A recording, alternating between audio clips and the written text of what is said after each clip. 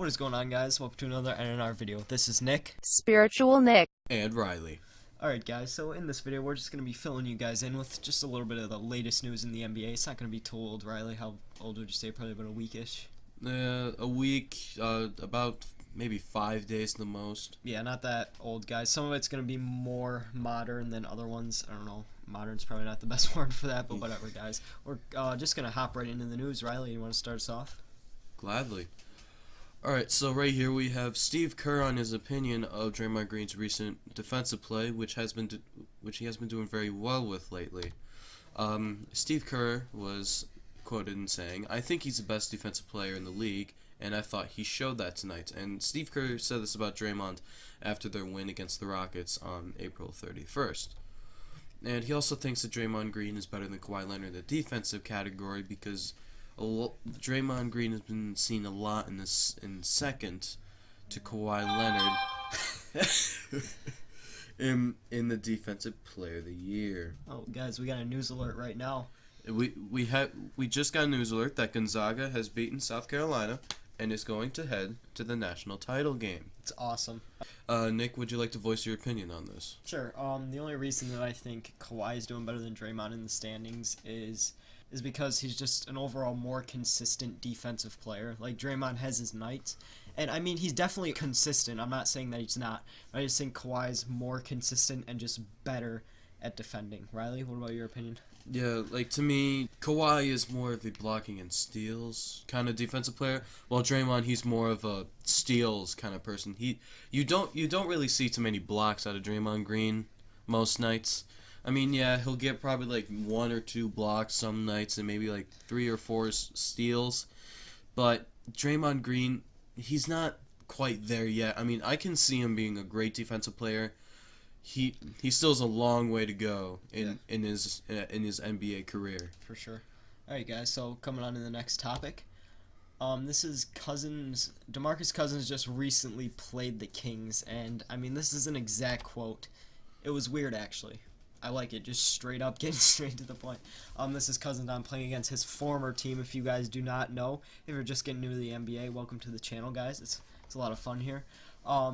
Cousins was traded to the Pelicans this season, and he was probably one of the best, if not the best center in the league, in my opinion, guys.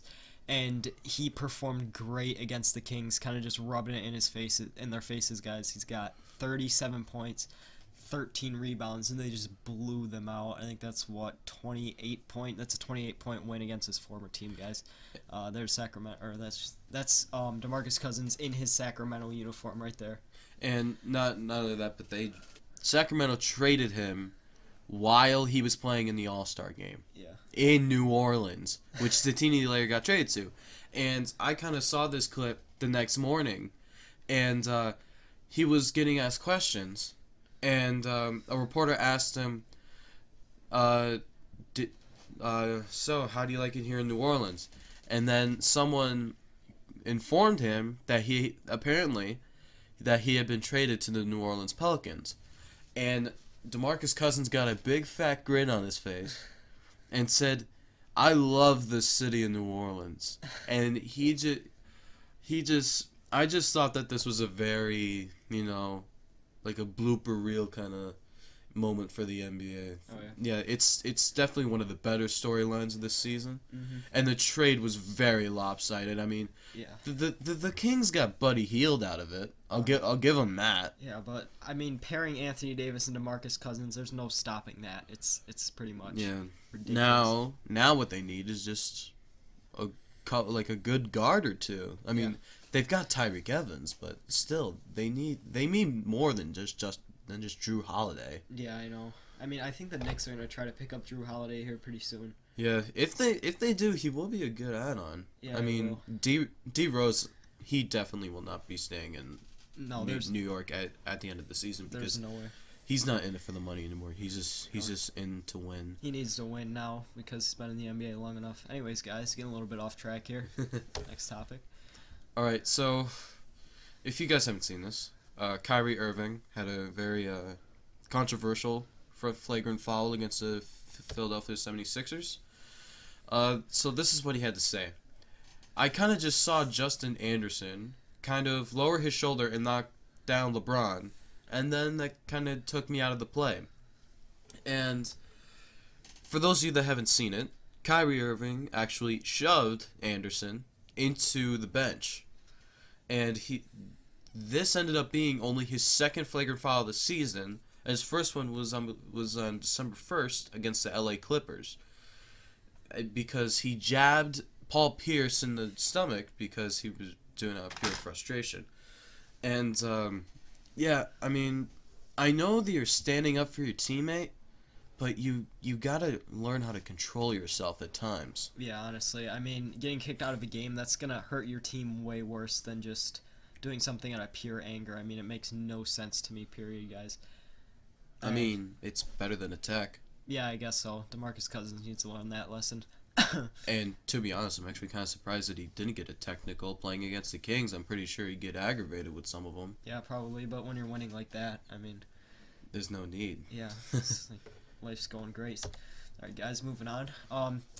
Andre Iguodala is going for the Sixth Man of the Year. Had to abbreviate that one.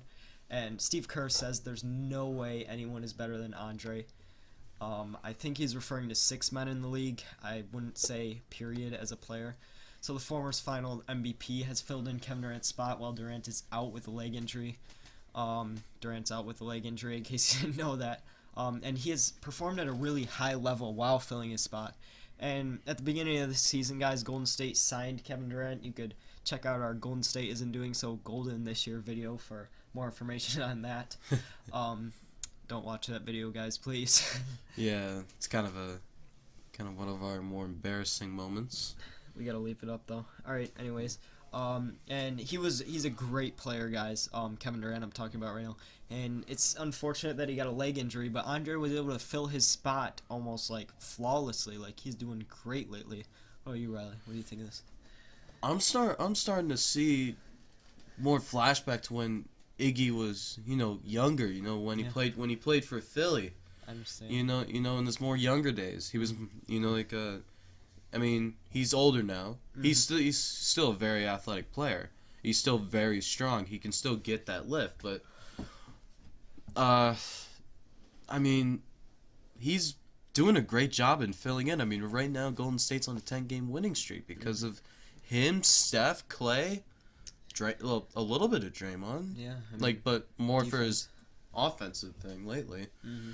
But yeah, I mean, Iggy is showing why he was a Finals MVP in 2015. Yeah.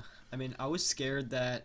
Well, I wasn't really scared. I was kind of hoping that the Spurs overtook the Warriors in the standings, but they're no doubt a better team. Yeah, they're a more consistent team, but I mean, they're more well-rounded than Golden State. Yeah. Because Golden State's nothing but sharpshooters, and the Spurs, even though Tim Duncan retired, they still have, a well-rounded team. They got sharpshooters, they got defensive monsters like Kawhi Leonard. I know. They got athletic players, they got, playmakers. Yeah, I know. Look at Tony Parker. It's crazy. I mean, but this winning streak just brought them back up to first, guys. Did the Spurs take over number one, or were they really close? They were close, but then Golden State got on a good winning streak, and I think the Spurs lost 2 in a row, and that kind of put them down a little bit. But they're still very. I can see these two facing off in the Western Conference Finals sure. once again. It's gonna be a game 6 or 7, no doubt. Yeah. If they do. All right, moving on, Riley. All right, so for those of you that didn't know. Last night, today on April Fool's Day, Blake Griffin joined the 10,000 point club. He's the first Clipper to do this. Yeah, guys, we're not kidding about this. This isn't an April Fool's joke. It isn't, because, well, let's face it, the Clippers, they weren't good until 5 years ago. No. Well, actually, I don't think they were even good 5 years ago. They're not doing so hot this season. I mean, they had a great start, but... Yeah, they just kind of fell apart once the All-Star break came. Oh yeah. I mean, I like how Blake Griffin plays. Mm-hmm, I do. He's a new breed. I mean, of course, people said this when he first came into the league, but still, he's a new breed of big men. Mm-hmm. He's got everything. He's athletic, and he's starting to show range too. He's starting to shoot better from the mid range. I know he used to not be able to shoot threes at all. I mean, he can a little now, but yeah. I mean, there's always room for improvement with that stuff. Uh-huh. And I can honestly see the Clippers being a force to be reckoned with if they added a good small forward. Mm-hmm. Or like a better two guard. Yeah, two guards. Yeah, because let's face it, JJ Redick's getting old. Yeah, he's not bad. He's definitely pretty good, but they could use a better two guard. I mean, he's had a good stretch of games. I mean, but these guys lost to Sacramento by 1. Yeah, that shouldn't be happening. And that's the second game in a row that Sacramento won a close one. Mm-hmm. And they won a close one the night before. I think it was against Portland or something like that. I don't know. I don't really remember. Yeah, but yeah, I think it's in my opinion Blake Griffin can be a MVP caliber player. Yeah, definitely. But not in today's NBA when you have players like Steph Curry, LeBron James, and Kawhi Leonard. Alright guys, well, thank you so much for watching. We shared some of our opinions with some news. If you guys did like the video, don't forget to leave a like. If you're new to the channel, why not subscribe? I mean, we got a ton more content like this coming out, guys. Thank you guys so much for watching. It has been NNR, or Nick. Spiritual Nick. And Riley. And we will see you guys in the next video.